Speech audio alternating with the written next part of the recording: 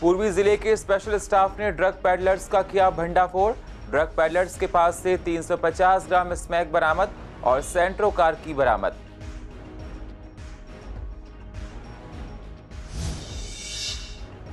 चोरी की गाड़ियां काटकर बेचने वालों पर कसा शिकंजा।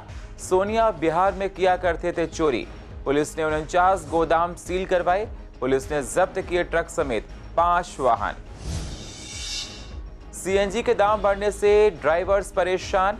कहा, ज्यादा पैसे सवारियां नहीं देती हैं, हम लोगों को होती हैं तमाम परेशानियां। सरकार बढ़े हुए रेट्स पर दे ध्यान। नवीन शादरा में सेंट्रल स्कूल में नहीं शुरू हुआ सेशन।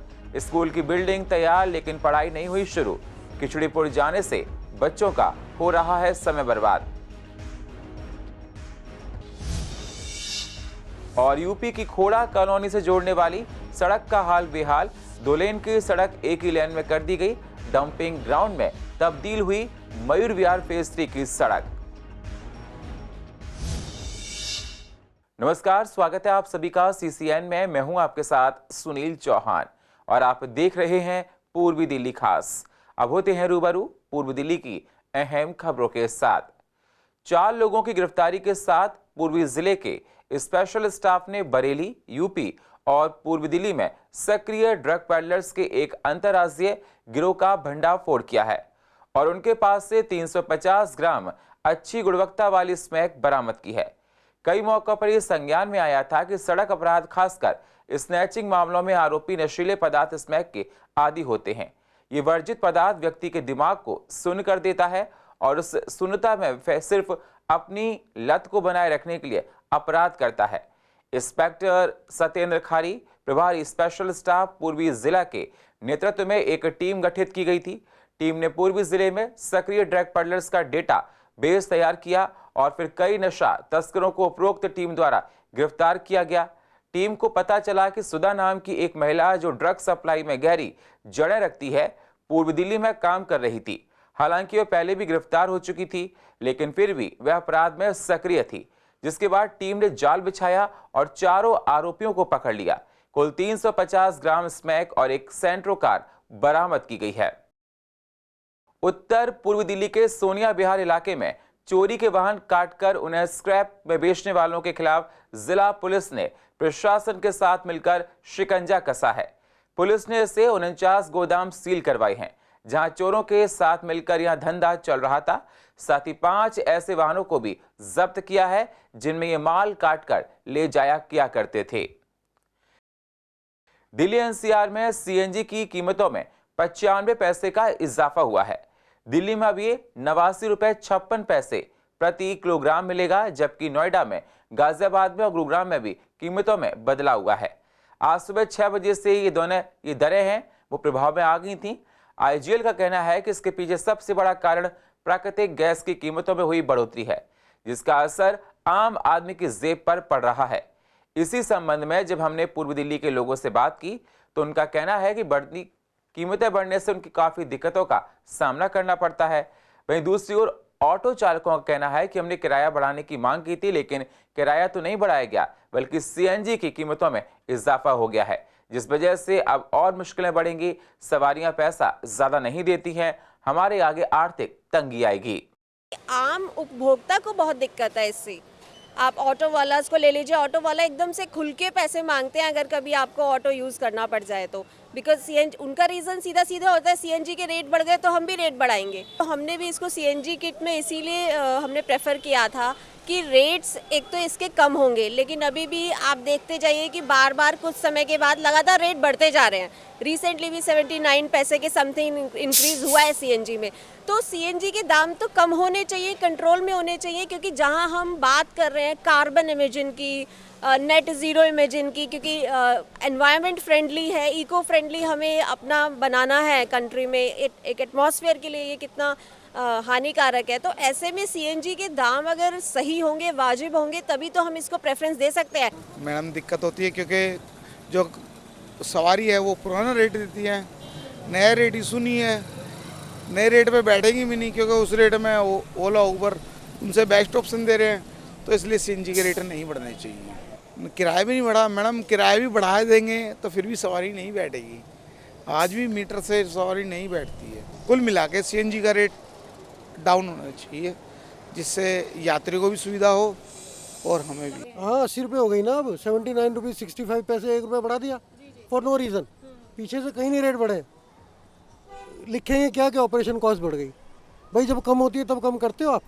नहीं करते। नहीं, दिक्कतें कॉस्ट वाइज ही है ना। आप कॉस्ट इफेक्टिवनेस ख़त्म कर दिया आपने CNG की, धीरे धीरे इतनी बढ़ा दी कि अब आप पेट्रोल की गाड़ी ले लो, ये ले लो, नहीं धीरे धीरे अभी है डिफरेंस, इसलिए कि 1 किलो में एवरेज बेटर है CNG पे। कॉस्ट वाइज कोई वो नहीं, वो 96 रुपये पेट्रोल है, 98 96 जो भी है, और ये 80 रुपये कर दिया आपने। वही कभी 2 रुपये बढ़ जाते हैं, कभी 3 रुपये बढ़ जाते हैं, कभी 4 रुपये बढ़ जाते हैं। सवारी पैसे देती नहीं है। फिर पब्लिक की बात सुनो, ऑटो वाले कमा रहे, अब जो दिहाड़ी भी नहीं बनी।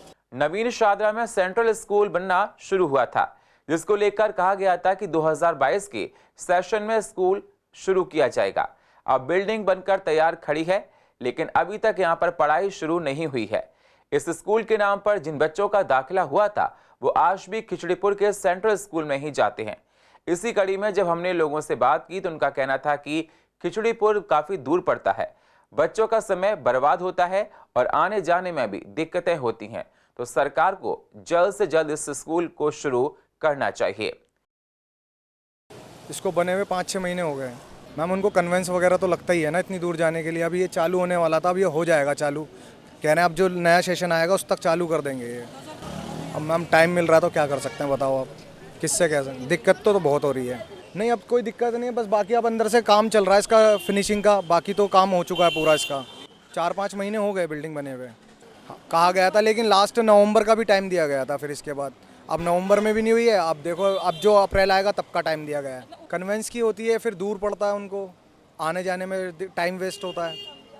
ये नवीन सादरे पे है और ये केंद्रीय विद्यालय है। ये 5-7 महीने हो गए मेरे हिसाब से, तो अभी नहीं, अभी स्टार्ट नहीं हुआ है। हाँ बिल्डिंग तैयार है ऑलमोस्ट, बस इसमें थोड़ा सा काम चल रहा है रेनोवेशन का। बाकी ये इसका जो है यूँ कह रहे कि मार्च अप्रैल तक इसका शायद बैच शुरू होंगे। वो खिचड़ीपुर में जाते हैं, खिचड़ीपुर केंद्रीय विद्यालय में जाते हैं, ऐसा सुनते हैं हम लोग यहाँ पे, क्योंकि कई बार देखते हैं तो वो पेरेंट्स वगैरह आते हैं तो वो खिचड़ीपुर के लिए ही चले जाते हैं।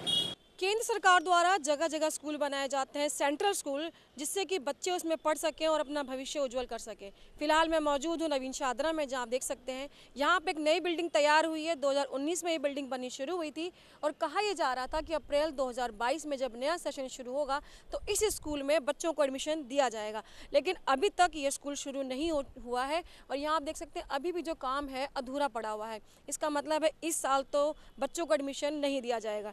इस स्कूल के नाम पर बच्चों को एडमिशन दिया जो जाता है वो बच्चे जाकर पढ़ते हैं खिचड़ीपुर के स्कूल में, जो कि उन्हें काफ़ी दिक्कत भरा लगता है।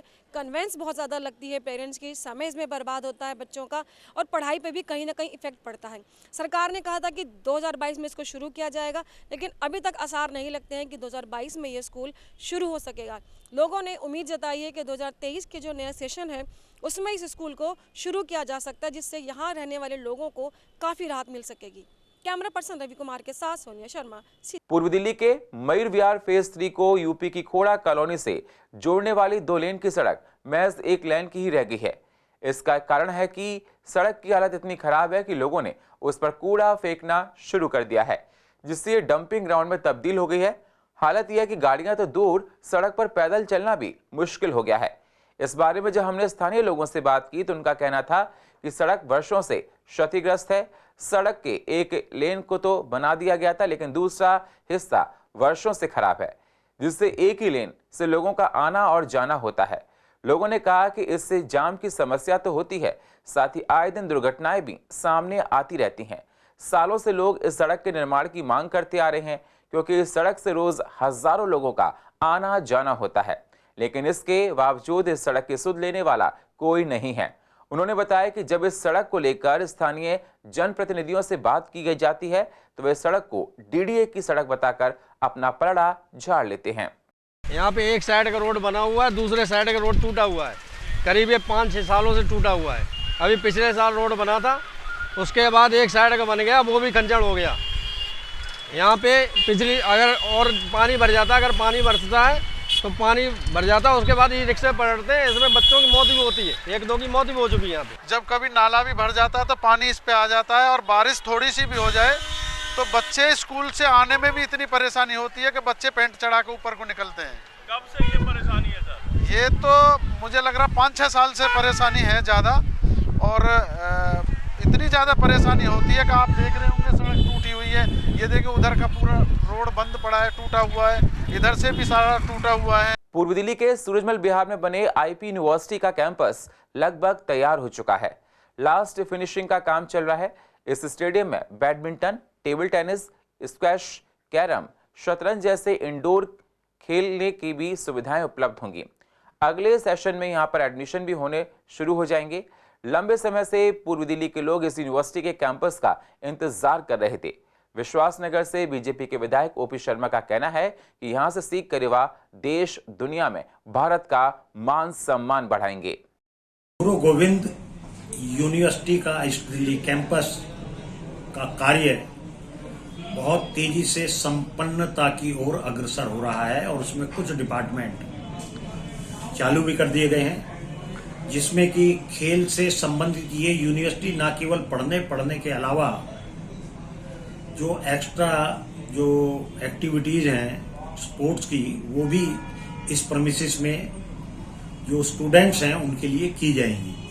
तो वहाँ लोगों का एडमिशन चालू हो गया है और विश्व स्तरीय अलग अलग खेलों के लिए वहाँ पर सुविधाएं उपलब्ध की गई हैं। राष्ट्रीय राजधानी दिल्ली में उत्तर पूर्वी दिल्ली दंगों का मामला 2 सालों बाद भी शांत नहीं हुआ है। दिल्ली के दयालपुर थाना क्षेत्र में दुकान में तोड़फोड़ और सड़क पर वाहन जलाने के मामले में कड़कड़डूमा कोर्ट ने 9 आरोपियों के खिलाफ आरोप तय कर दिए हैं।